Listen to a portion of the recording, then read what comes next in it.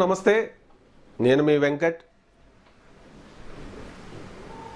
వ్యవస్థల్ని ఎంత భ్రష్టు పట్టించారు గత ప్రభుత్వంలో అనేది చెప్పడానికి మనకి ఈ ముంబై హీరోయిన్ విషయమే మనకు క్లియర్గా అర్థమవుతూ ఉంది.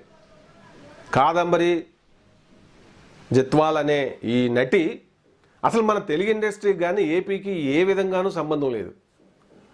అటువంటి ఒక హీరోయిన్ అడ్డం పెట్టుకొని ఐఏఎస్లు మెయిన్ ఐపీఎస్లు అందులో వాళ్ళ పరిమితులు కూడా వ్యవస్థలో వాళ్ళ బాధ్యతల్ని వదిలేసి అడ్డగోలుగా ఒక వ్యక్తికి ఏదో పెయిడ్ సర్వెంట్లు అయినట్టుగా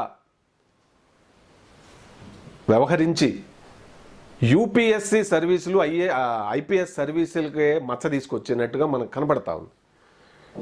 వాళ్ళు ఇక్కడ ముంబై నుంచి ఎక్కడికో వెళ్ళి ఆ హీరోయిన్ కాదంబరి జత్వాల్ మీద లేనిపోను కేసు ఒకటి క్రియేట్ చేసి ఆమె కుటుంబాన్ని, ఆమె మదర్ని అక్కడి నుంచి ఒక పోలీస్ గ్యాంగ్ ఐపీఎస్ గ్యాంగ్లో వెళ్ళి తీసుకొచ్చి ఇక్కడెక్కడో గెస్ట్ హౌస్ల్లో పెట్టి మహిళ జీవితానికి కూడా అది ప్రభుత్వాన్ని నడిపే ముఖ్యమంత్రి, అలాగే మరి ఇంకా టాప్ 1లో 2లుగా పేర్లు పడ్డటువంటి వ్యక్తులు వాళ్ళంతా ఇష్టారాజ్యంగా వ్యవహరించి అసలు సమాజాన్ని భ్రష్టు పట్టించడమే కాదు, అంటే రాజకీయాలను ఇంత దారుణంగా వాడుకోవచ్చా, ఇంత భ్రష్టు పట్టించవచ్చా అనే విధంగా చేసినట్టుగా మనకు అర్థమైపోతుంది.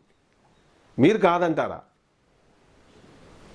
అయితే ఇప్పుడు జరుగుతున్నది అంతా చూస్తుంటే ఇప్పుడు ఇది రాజకీయ రంగు పూర్తిగా పులుముకుంది.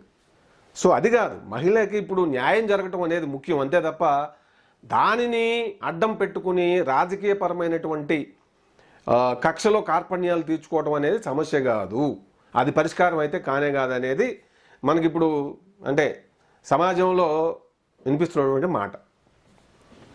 ఇప్పుడు ఆ పార్టీ వాళ్ళు అట్లా చేశారు కాబట్టి ఇప్పుడు అధికారం మారింది, మనకు అనుకూలమైనటువంటి పార్టీ వచ్చింది కాబట్టి వాళ్ళందరినీ బదనాం చేయాలి, బదనాం కాదు ఇప్పుడు అవన్నీ వెతికి తీయాలి అనే వేలో ఇటువంటి వెతికి తీసుకొచ్చి ఇట్లా పెట్టడం, లేదా సమస్య ఉండొచ్చు.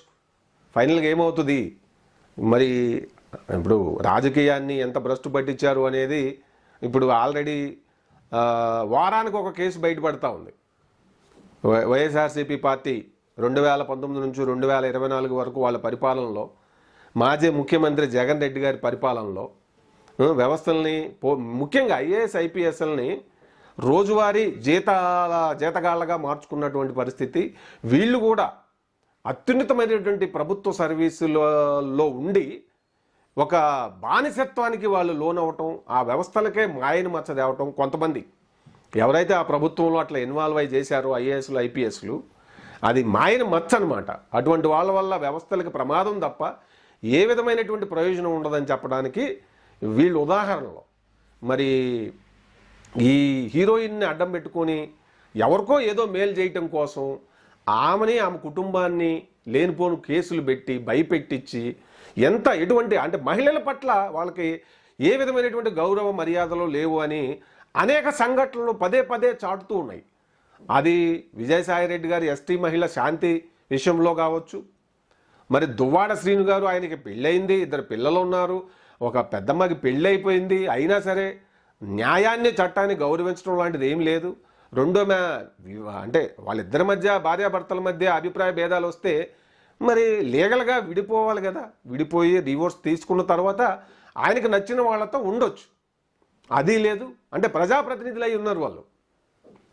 ఎందుకు మాట్లాడుతున్నామంటే వాళ్ళు ఒక పార్టీ ఎమ్మెల్సీలు, ఎంపీలు, నంబర్ 2లు ప్రభుత్వంలో, గతకాలం ప్రభుత్వంలో ఇట్లా అనేక రకాల బాధ్యతాయుతమైన పదవులు వాళ్ళు ఉండి ఎట్లా చేస్తారు అనేది అంబటి రాంబాబు గారు కావచ్చు, ఆయన గోరంట్ల మాధవ్ ఎంపీ, మాజీ ఎంపీ కావచ్చు, అట్లాగే అవంతి శ్రీనివాస్ గారు కావచ్చు, వీళ్ళందరూ కూడా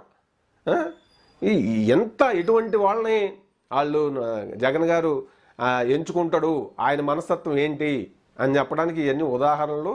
అదే కాదు, అధికారాన్ని అడ్డం పెట్టుకుని ఆడపిల్లల్ని అడ్డం పెట్టుకొని ఏదైనా చేయడానికి వాళ్ళు వెనకాడరు అని ఈ సంఘటన అయితే చెప్తా ఉంది.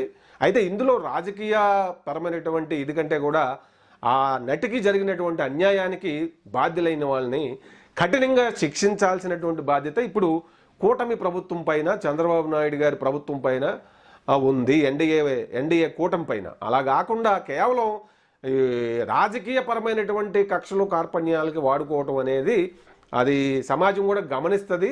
మీడియా కూడా ఇప్పుడు ఎట్లా విడిపోయిందో మనం చూస్తూ ఉన్నాం. ఒకళ్ళేమో అటు అనుకూలంగా రాసుకోవడం, వాళ్ళకు అనుకూలంగా ఏది ఆ హీరోయిన్ మంచిది కాదని చెప్పి పరిస్థితి చూస్తున్నాం. మిగిలిన వాళ్ళంతా ఇటు అనుకూలంగా ఉన్న వాళ్ళు ఆ ప్రభుత్వంలో ఇంత దారుణాలు చేశారంటూ వీళ్ళు చూపిస్తున్నటువంటి పరిస్థితి కనపడుతుంది. ఓవరాల్గా వ్యవస్థలను సర్వనాశనం చేసినటువంటి క్రెడిట్ మరి మాజీ ముఖ్యమంత్రి వైఎస్ జగన్మోహన్ రెడ్డి గారికి చెందుతుందనడంలో సందేహం లేదేమో అనిపిస్తుంది నాకైతే. చాలా బాధాకరం. రాజకీయం మరి ఇంత భ్రష్టు పట్టించా అధికారాన్ని అడ్డం పెట్టుకోనని చెప్పి ఆయన చేసినటువంటి పనులు చూస్తూ ఉంటే విస్తుపోతుంది సమాజం.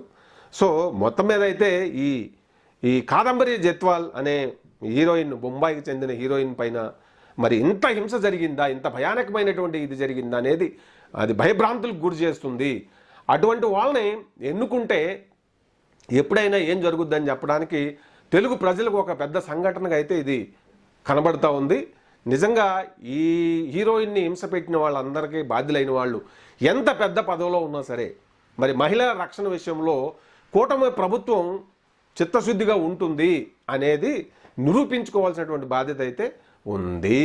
మరి చూద్దాం ఎన్డీఏ కూటమి ప్రభుత్వం ఈ ముంబై నటి విషయంలో ఏ విధమైన ఎంతవరకు మరి వాళ్ళకి తనకి న్యాయం చేయగలుగుతుంది అనేది ఇప్పుడు తెలుగు సమాజం అయితే ఆసక్తికరంగా వెయిట్ చేస్తుంది.